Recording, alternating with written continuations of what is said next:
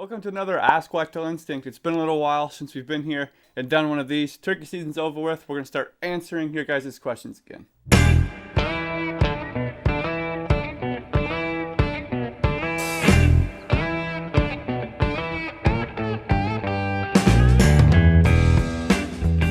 And like I mentioned in the intro there, we've ended our turkey season here in Nebraska, so we just wanted to give a quick shout out to some of the people that helped us out during this turkey season. A chance can talk about our calls real quick. So if you're looking for a turkey call, since the season's over with, kind of get prepared for next year already, you can take a look at these ones. Yeah, we used Buffalo River custom calls this spring, and they sounded really, really good. Yep. So we had a tough luck turkey hunting, but the calls were good. We just needed to get on birds.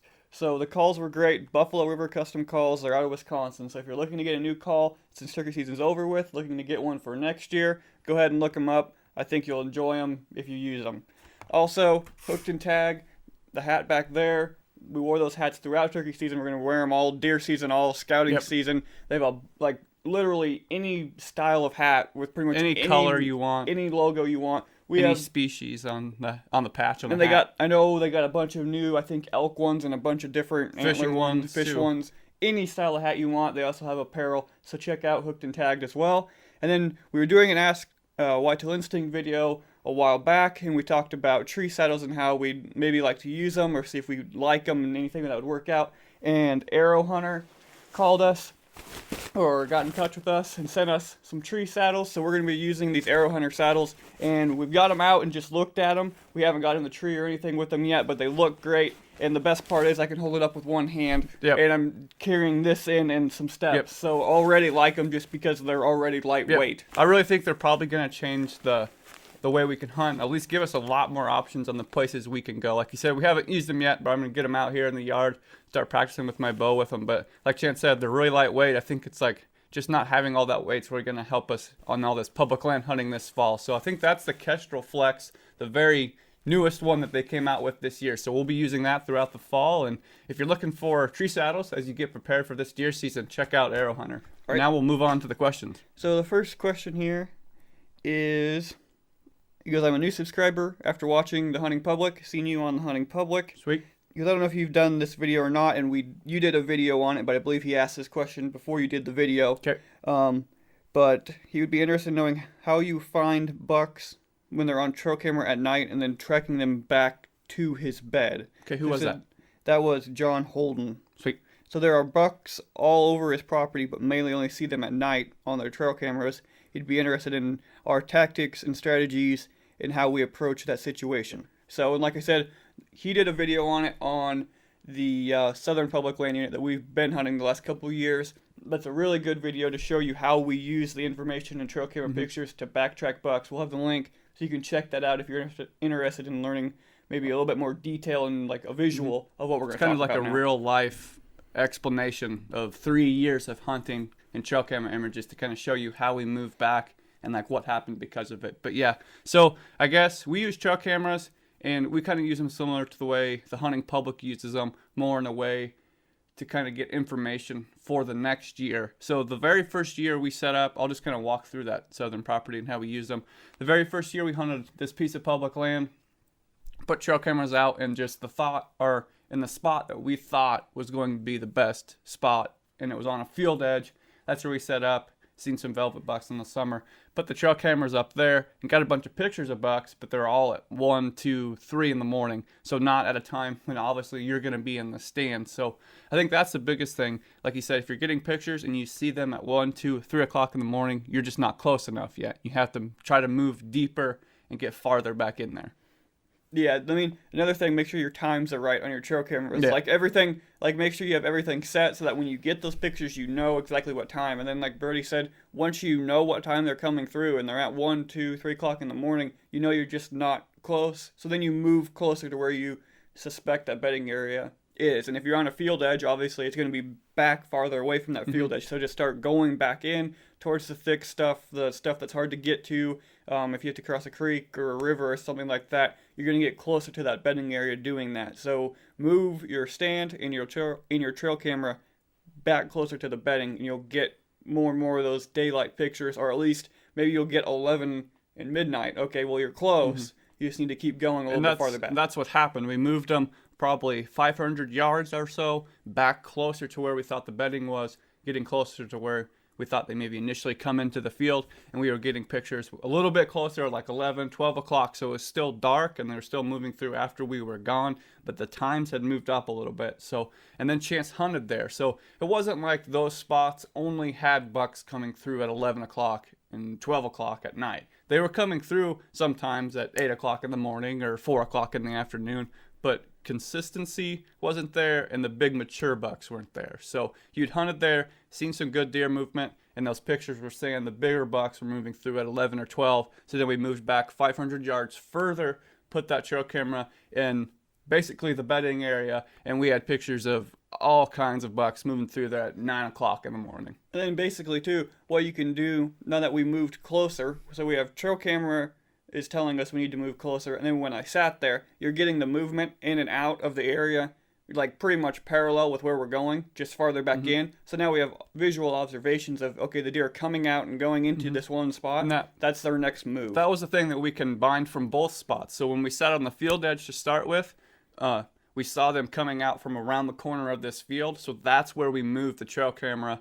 We wanted to move it farther deeper in there. So then when we went and hunted that second spot, moved farther in there, Chance saw him coming out of another spot. So that's where we moved it when we moved it deeper. So we can kind of combine what we're seeing, like you said, in those trail cam images with visual sighting, so we know where to move that trail camera next. And really, you just keep moving it until you find that right spot. Yeah, and this was a relatively large piece of public land. It's not huge by any means, but it was, a couple hundred acres, so it's big enough we could move back closer to the bedding area.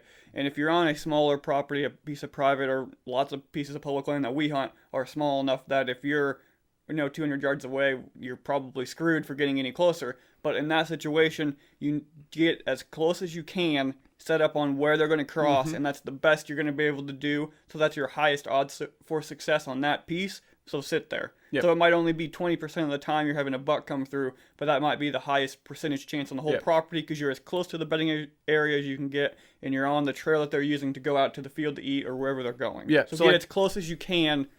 If you can't get to the bedding area, get as close as the property allows. So like Chance is saying, like if you move that trail camera and you're close to the property line, you can't move it any farther towards the bedding, but the pictures are still 11 o'clock at night, 10 o'clock at night, but that's the best you can get. That's the best you can get. And it doesn't mean, like I said before, the deer are only moving through there at 10 o'clock and 11 o'clock at night, but that's just going to be your best odds spot, like Chance said. So sometimes that's all you have to work with, and you just got to try to put as many of those factors in your favor as you can. So the next question from Brian Roberts is, when hunting fresh sign, a known travel corridor, pinch point, something like that, do you guys always hang and hunt, or do we leave stands up for several hunts? He goes, I hang and hunt and haul out after every hunt and really hunt the same tree. Was just wondering what we do.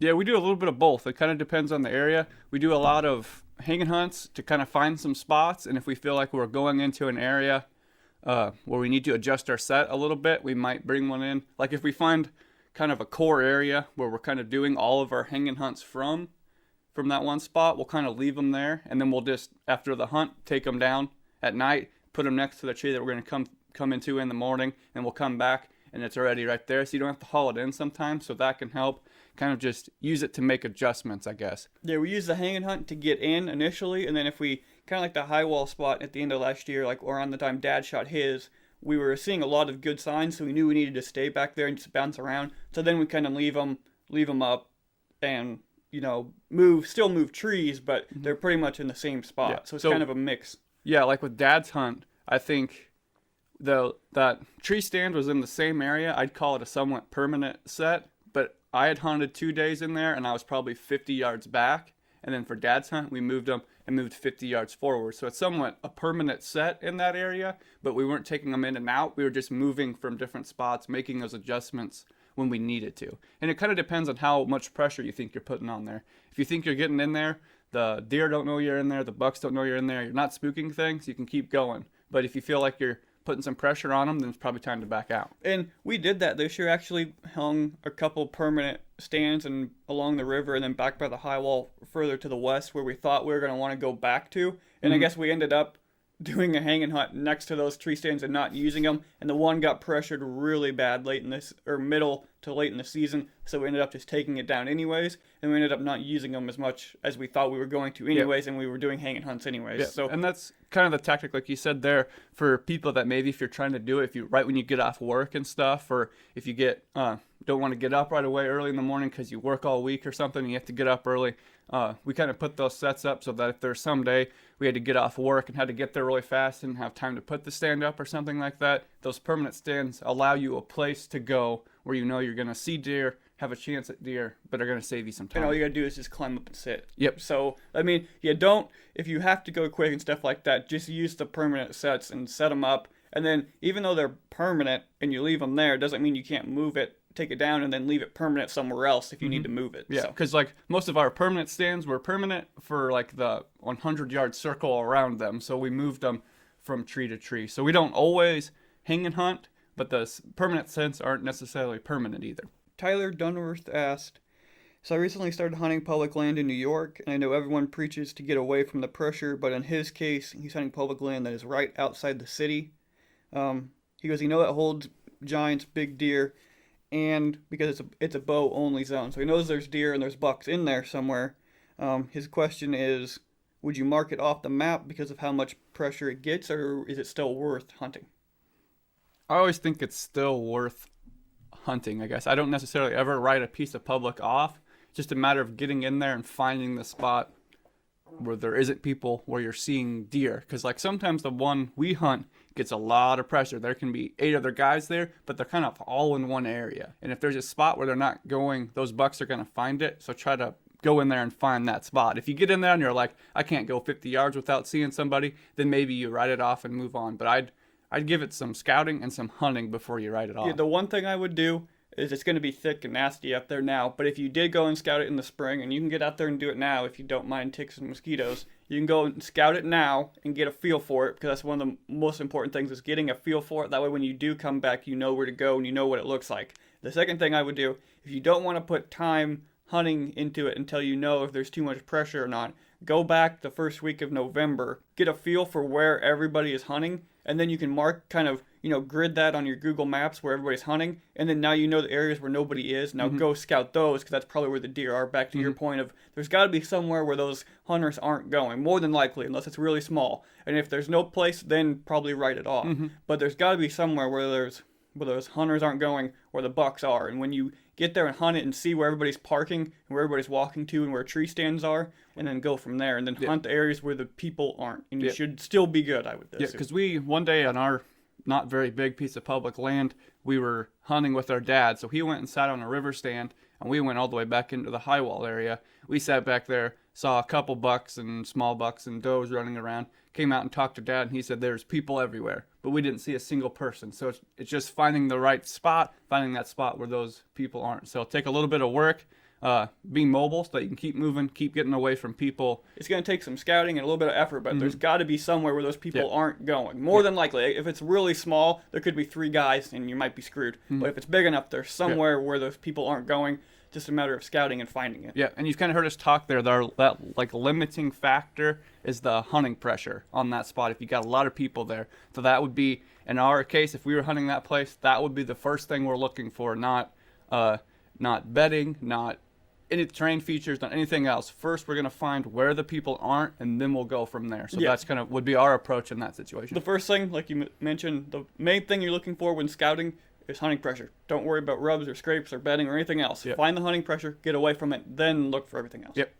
So that'll wrap up this Ask Whitetail Instinct. We're going to be doing a lot more of these now that turkey season's over with. We're getting through here to the summer, trying to answer all your guys' whitetail hunting questions. So if you have questions, please send them in. If you have maps, please send them in, because we'll be doing more of those. We know we got quite a few of those to catch up on. So send your questions in the comments or on social media. We'd love to answer them. We'll make as many of these videos as we have questions, so keep sending them in. Thanks for watching, guys. As always, subscribe down below so you don't miss anything, and like this video. Thanks for watching.